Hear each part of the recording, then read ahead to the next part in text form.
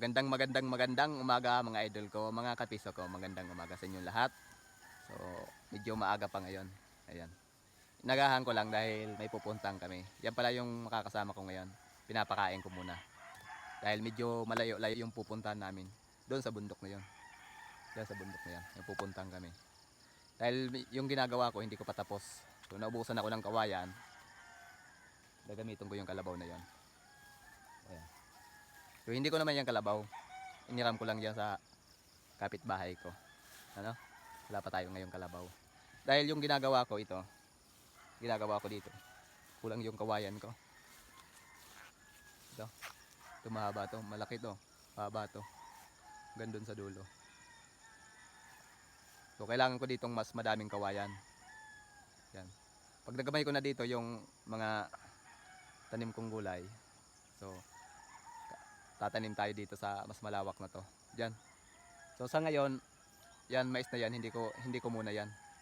Dahil wala pa tayong budget eh. Pinataniman ko sa iba. Wala pa tayong budget. Pag nakakuha na tayo dito ng maliit na budget, tatawid na tayo diyan. So excited na ako diyan. So ginagawa ko pa lang dito mga idol, mga kapiso ko. Ito. Kinakailangan ko dito ng madaming kawayan kaya pupunta ako ngayon ng bundok. 'Yun makakasama ko. Ngayon ko pa lang siya makakasama. Sana magkasundo kaming dalawa. At sana may kasama yung panahon ngayon dahil matindi yung init ngayon eh. Papakita ko sa inyo yung ginagawa ko. May ginagawa kasi ako dito mga idol, mga kapiso ko. Ito pala dito ko pala yung kinuha yung mga pinang papakain natin sa mga alaga ko sa mais. Yung tanim kong mais, nakabis na din ako. Yan, pinapakain ko sa mga alaga natin. Ayan.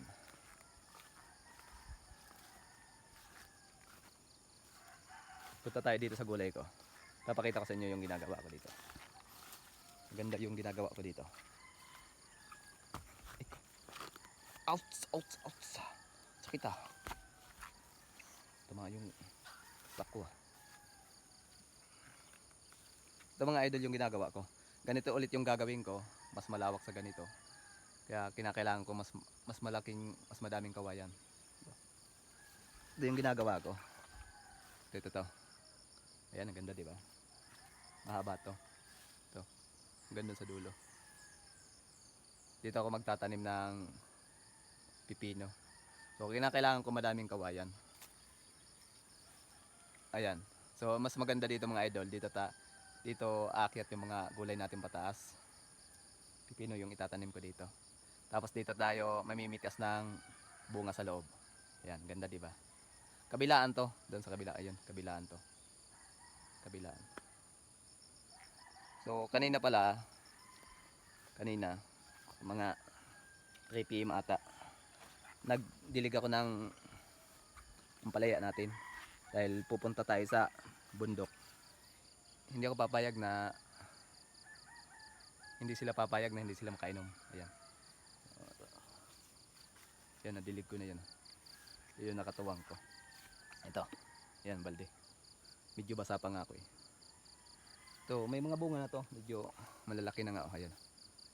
Dapat na yun, napitas na nga ito eh. Since na pupunta tayo ng bundok. Baka bukas na to. Ayan. Ang dami yung bunga niyan. So, ito yung mga idol, yung gagawin ko mas malawak niya. Gagawin natin mas malawak na ampalayaan natin dito sa taas. Dito. Kaya pupunta kami na mas maaga para mas makauwi. Baka abutin kami ng gabi. Kaya malayo kasi yun eh. So, papakain muna ako ng mga alaga ko. Patapos ko pagpakain, flight na kami. Punta na kami ng bundok.